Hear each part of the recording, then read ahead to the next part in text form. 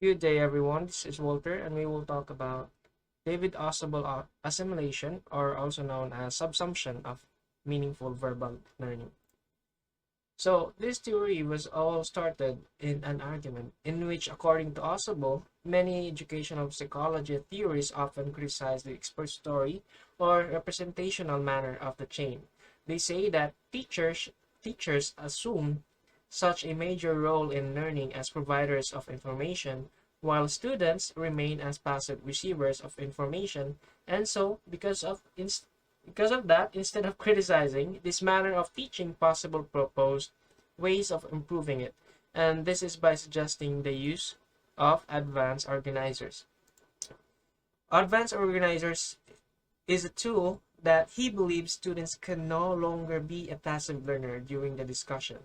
Also, Ausubel's ideas are contained in his theory of meaningful verbal learning.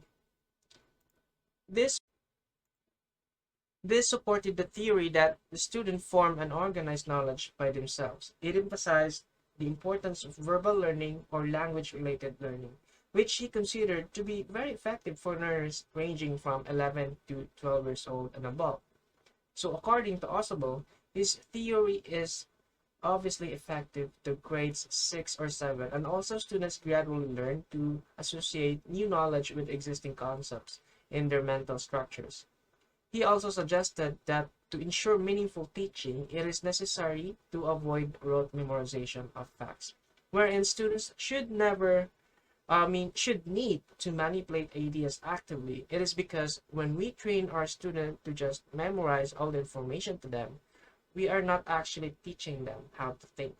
So there is a tendency na makakalimutan nila yung informations na tinuturo natin sa kanila.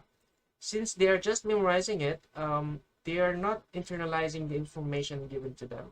So as a result, their learnings are not meaningful, and this leads them into a poor problem solving skills.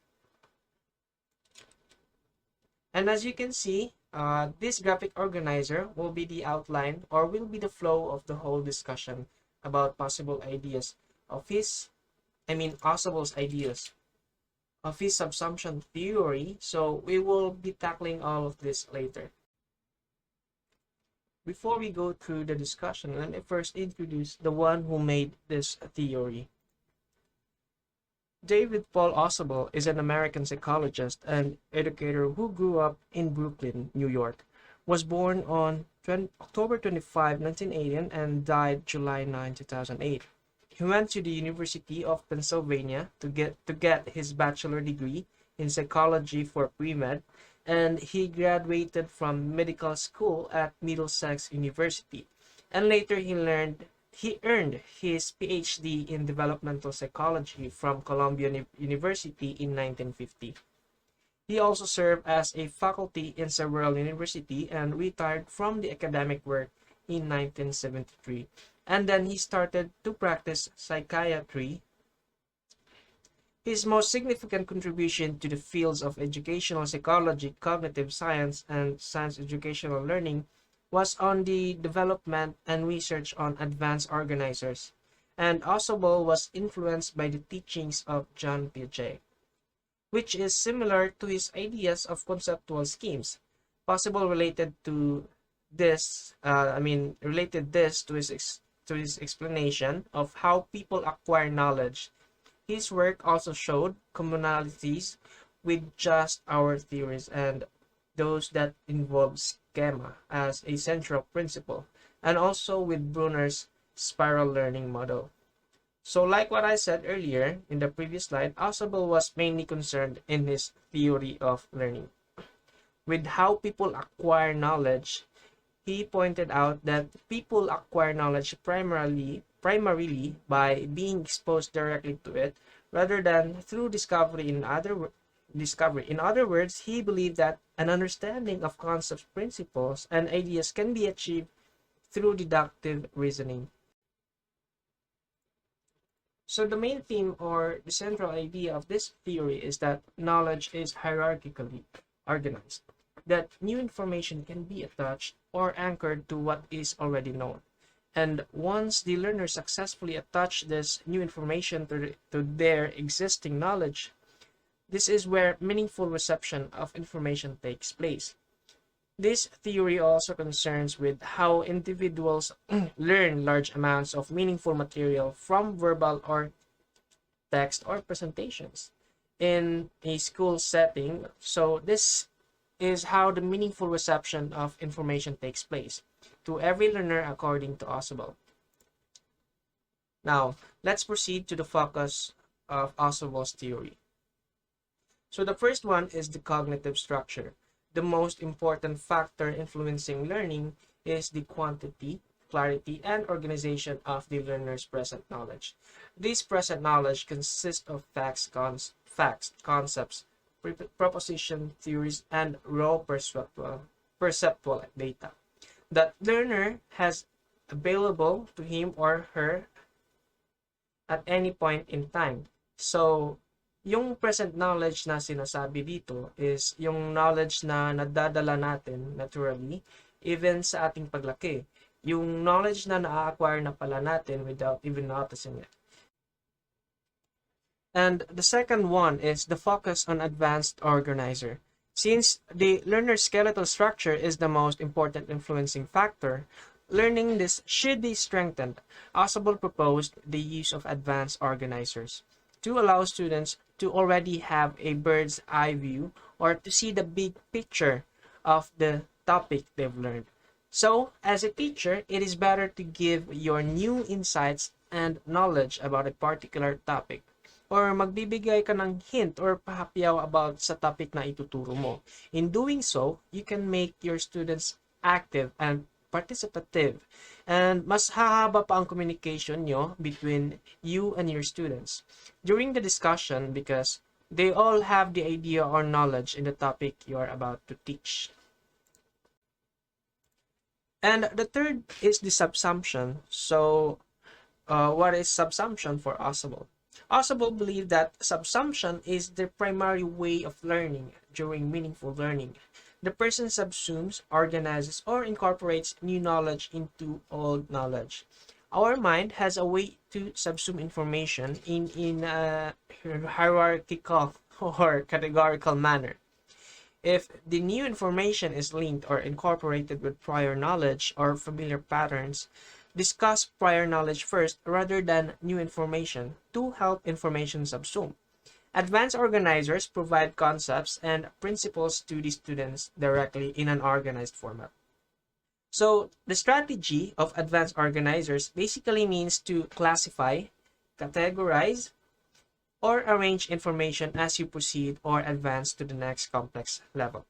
So our knowledge or our old knowledge or what we call our existing knowledge about a particular object helps subsumes new knowledge. So if we already have our knowledge about a particular thing, we can easily subsume or incorporate that into our new information and create our own concepts into our new knowledge. And by that, we are thinking meaningfully.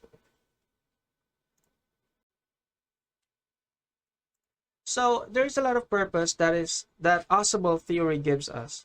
It helps introduce a new lesson unit or course. It helps summarize major ideas in new lesson or unit. And it is based on students' prior knowledge. It shows similarities between old material and new material. It allows students to transfer or apply knowledge. Provides for structure for new information, and it helps teach complex material that is similar to information learned previously. So, in order to do better, in order to better understand about meaningful learning, Ausubel proposed 4 processes by which meaningful learning can occur. So the first one is the derivative subsumption, followed by correlative subsumption, superordinate learning, and combinatorial learning. So the first one is the derivative subsumption. Derivative subsumption describes the situation in which the new information you learn is an example of a concept that you have already learned. So for example, suppose you are acquainted to the concept of a fruit that is juicy, crunchy, soft, and sweet. So kapag nakakita or nakarinig ka ng about sa fruit, iisipin mo agad na juicy, matamis, malambot. Anything that describes the concept of fruit, and that concept you already know is your existing knowledge or yung old knowledge mo about sa fruit. Now, suppose you encountered another kind of fruit. Let's say an exotic fruit. Since exotic siya, you are not familiar with this. For example, a persimmon fruit. You're not familiar with this, but you already know that this is also a fruit because it follows your existing knowledge of fruit, and that is your new knowledge. So your new knowledge then about the persimmon fruit is attached to your previous concept of fruit without altering that concept in a way that is what you call learning. So in other words, if you combine or add your existing knowledge and your new knowledge, it will form learning. And that's how derivative subsumption occurs. Another one is correlative subsumption. So it is when you add new details to what you already know, and is usually a higher order concept. For example, using the same example from the first one, suppose you are not acquainted with the concept of fruit, but when you encounter the nutritious contents of a fruit, like for example, its dietary fiber and vitamins that it contains. In order to accommodate this new information, you have to alter or extend your concept of the fruit to your previous concept of that fruit. So derivative subsumption, it only describes your basic knowledge about the fruit. Here in correlative subsumption, you are creating a higher order concept using your basic knowledge. Mas pinapalawak or mas ini-extend mo palalo yung thinking strategies mo to understand things better. So you can say that this is more valuable than derivative subsumption since it enriches the higher level concept. So a new material is an extension or elaboration of what is already known. Another one is the superordinate learning. You are already familiar with the things, but you do not know the concept itself until it was taught. So, for example, imagine that you were well familiar with fruits, berries, vegetables, greens, and meat, but you do not know what are those things until you were taught that these were all kind of healthy diet foods. In this case, you already knew a lot of examples of the concept, but you did not know the concept itself until it was taught to you. So in this case, alam mo lang ang tawag sa kanila pero hindi mo alam kung ano ang concept about sa kanila until it was taught to you. It's like that. And a new concept is learned under which already established ideas can be subsumed. And the last one is the combinatorial learning. So it happens when the newly acquired knowledge combined with prior knowledge to enrich the understanding of both concepts. So for example, to teach someone about how you must get energized throughout the day, suppose he or she acquired the knowledge that because of gasoline, the car can be able to move and oxygen fuels a car. And using that previously acquired knowledge, you can relate that on his or her new knowledge. That is because their concepts are both related to each other. And you could think of this as learning analogy.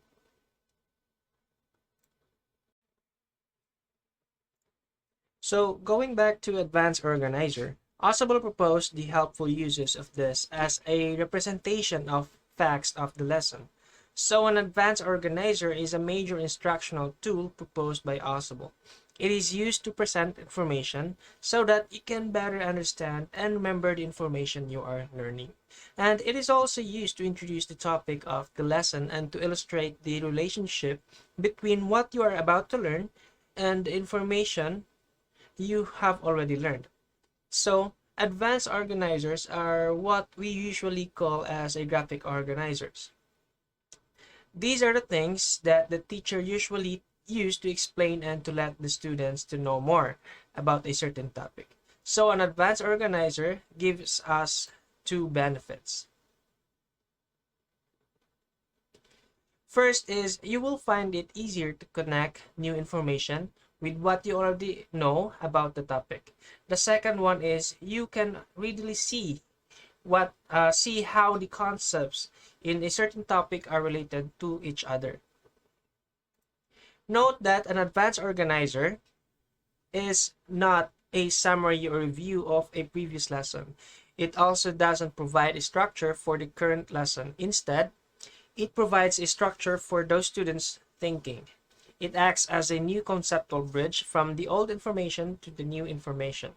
A student's existing knowledge about the concept is the most important factor in whether new material will be meaningful and how well it can be learned and retained. Now, let us proceed to the types of advanced organizers. The first in the line is the expository. An exposed or advanced organizer may simply provide students with the meaning and purpose of what is to follow. On the other hand, on the other hand of expository organizer may present students with more detailed information of what they will be learning, especially the information that may be difficult to understand.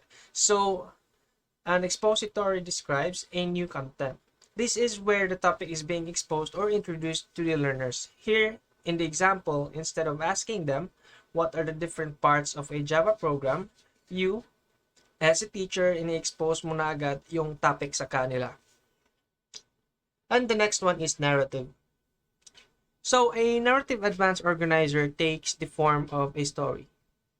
Here, the teacher provides the essential ideas of a lesson or unit he or she plans to teach by telling a story that incorporates the ideas. Stories can make something distant or unfamiliar seem personal and familiar.